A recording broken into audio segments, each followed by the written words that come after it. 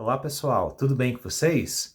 Hoje nós vamos fazer o nosso primeiro controlador realimentado para o nosso robô móvel. Ele é o controlador proporcional. Vamos ver como ele funciona?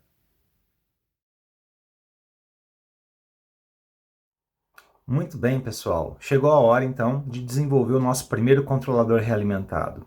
O que aconteceu é que nós tínhamos um robô em malha aberta e nós percebemos que não era uma boa estratégia utilizar a malha aberta para planejar os caminhos desse robô, porque nós não estávamos conferindo o que ele estava fazendo. E aí então nós envolvemos o robô por meio de uma realimentação de modo a calcular os erros e fazer o que? A observação do que esse robô estava fazendo naquele determinado momento. Não é verdade? Tudo isso para que nós pudéssemos observar os erros e aí construir então uma lei de controle que levasse então esse robô a zerar esses erros, e ao zerar esses erros, estaríamos então finalmente no nosso objetivo. E se você se lembra bem, o nosso objetivo é tirar o robô de uma determinada posição e orientação e levar ele para outra posição e orientação qualquer desejada. Não é verdade? E aí, depois de uma substituição de variáveis realimentadas, nós descobrimos o modelo do nosso robô em malha fechada, ou seja, uma função que se aplica ao nosso sistema.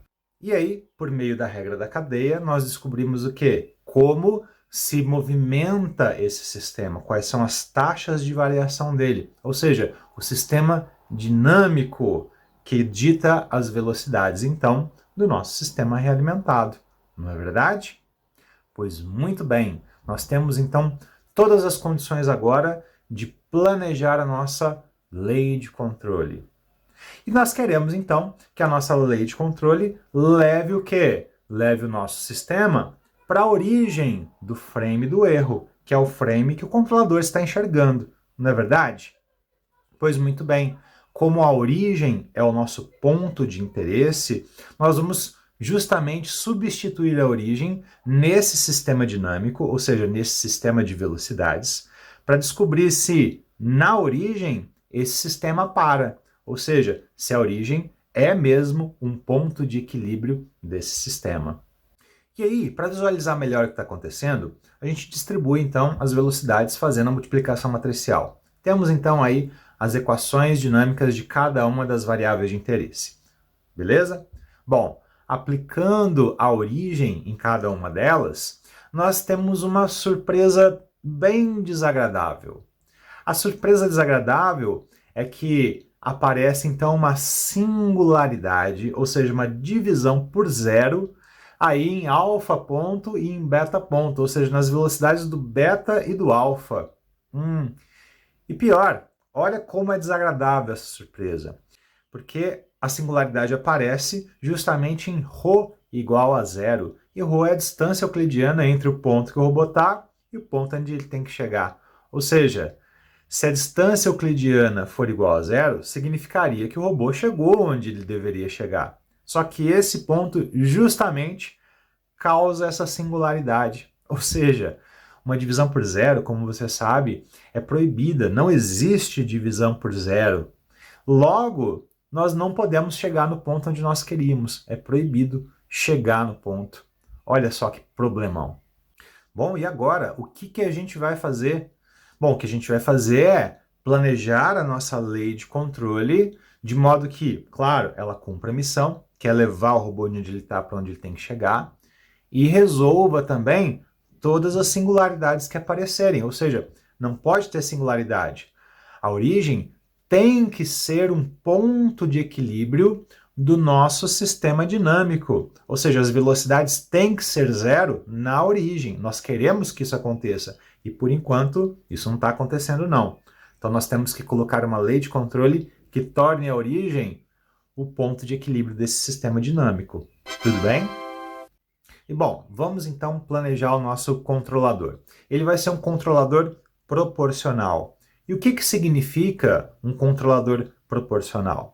Bom, controlador proporcional nada mais é do que uma proporção da entrada sendo colocada na saída do controlador. Ou seja, se a entrada do controlador são os erros e a saída do controlador é o sinal de controle, isso só quer dizer que o sinal de controle vai ser uma proporção, uma escala, ou seja, multiplicado por um escalar, não é, do erro, tudo bem? E é só isso que quer dizer. Bom, mas já que nós vamos planejar o controlador, vamos pensar primeiro na singularidade. Ela é o nosso maior problema por hora. Por quê? Porque ela nos impede de chegar onde nós deveríamos. Lembra? Se a gente chegar lá, dá uma divisão por zero. E isso é proibido. Não existe divisão por zero. Tudo bem? Bom, se você reparar bem nas equações, você vai perceber que o termo que gera a singularidade está acoplado, ou seja, né, multiplicado pela velocidade linear. Então é a velocidade linear que tem que resolver esse problemão aí. Se nós temos a distância euclidiana no denominador desse termo, e é justamente ρ que está gerando então a singularidade, já que ele, né, vai para zero, então nós temos que dar um jeito de fazer ρ aparecer no numerador também, para que os dois se cancelem, não é verdade? Então o que vai acontecer é que a velocidade linear do robô vai ser proporcional, ou seja, multiplicada por um escalar, por uma constante. Tá? Nós vamos chamar essa constante kρ, né? Então ela vai ser proporcional a ρ, tudo bem? E o que acontece é então que a nossa velocidade linear, conforme você pode ver, ela resolve o problema da singularidade, então a singularidade passa a deixar de existir e ela ganha o quê? Ela ganha o que o ρ pode fazer. O que ρ pode fazer? Pensa assim, pensa que ρ é uma espécie de super-herói que tem um superpoder. Qual que é o superpoder da distância euclidiana? De mostrar a distância entre você e o ponto objetivo, no caso, não é verdade? Então, o que vai acontecer é que a sua velocidade linear vai assumir o valor da distância euclidiana naquele instante. Ou seja, se você está longe do nosso objetivo, ela é grande, então a velocidade linear é grande. Então ela te impulsiona rápido para o objetivo. Quando você está chegando no objetivo, ela vai diminuindo, logo a sua velocidade linear vai diminuindo também, de modo que você vai chegando devagarinho ali no seu objetivo final, para você caprichar bem nessa chegada. Então a velocidade linear nos leva até o objetivo. Tudo bem? Outra coisa que nós tínhamos que conferir é se, quando ρ igual a zero, né, também provocamos aí o que? A parada do sistema. Bom, ao realimentar a velocidade linear de volta para a nossa equação, né, nós vemos que na primeira equação, ρ ponto, né, nós temos então que ela é proporcional a kρ vezes ρ vezes cosseno de alfa, e ao aplicar a origem, ou seja, ρ igual a zero e alfa igual a zero, bom, aí nós vemos que ρ ponto se torna zero. Logo, a origem, né, também passa a ser o quê? Um ponto de equilíbrio dessa primeira equação. Maravilha, então. A velocidade linear que nós escolhemos resolve dois problemas em uma tacada só. Ela elimina as singularidades, elas já não existem mais, e torna a primeira equação do nosso robô, ρ ponto, a primeira equação dinâmica dele, nula na origem, ou seja, ela torna a origem um ponto de equilíbrio da primeira equação. Olha que maravilha, é justamente o que nós queríamos. Agora nós temos que resolver o problema das outras duas equações. Elas também têm que ser zero na origem, tudo bem? Vamos resolver isso por meio da velocidade angular. E bom, a velocidade angular tem duas coisas para resolver ao mesmo tempo, que é alfa e beta. Lembra? A alfa te direciona para o ponto objetivo, para o ponto cartesiano objetivo, enquanto que beta te direciona para a orientação do objetivo. Né? Ela faz então a orientação do robô se casar com a orientação do objetivo. E são, se você reparou, duas coisas completamente diferentes. Esses dois super-heróis aqui têm dois superpoderes completamente diferentes, não é verdade?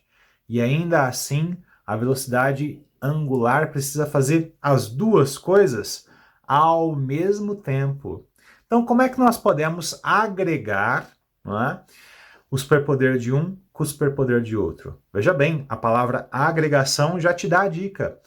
É justamente a soma, a fusão desses dois superpoderes que nos dá, então, a capacidade de resolver as duas coisas ao mesmo tempo. Então, a nossa velocidade angular vai ser, então, um K-alfa, uma proporção escalar de alfa, mais um K-beta, uma proporção escalar, proporcional de beta. Tudo bem? Então, nós estamos fazendo o quê? Nós estamos fundindo as duas coisas, estamos dando um grau de importância, ou seja, multiplicando por um escalar, não é por um peso. O importante é que a velocidade angular vai então adquirir o superpoder dos dois ao mesmo tempo, então ele vai fazer as duas coisas ao mesmo tempo. E maravilha! Então a gente pode ver que a velocidade angular consegue resolver o nosso problema, e ao colocar então essa lei de controle que nós planejamos nas equações dinâmicas do robô, nós vemos que a segunda e a terceira equação também se tornam zero na origem, ou seja, a origem passa a ser também um ponto de equilíbrio desse sistema. E o que acontece é que o sistema como um todo agora é zero na origem, sem singularidades. E era justamente o que nós queríamos que acontecesse. Maravilha!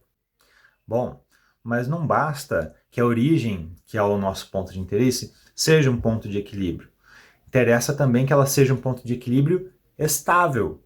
Você se lembra disso? Sobre estabilidade dos pontos de equilíbrio? Podem ser estáveis ou instáveis, não é verdade?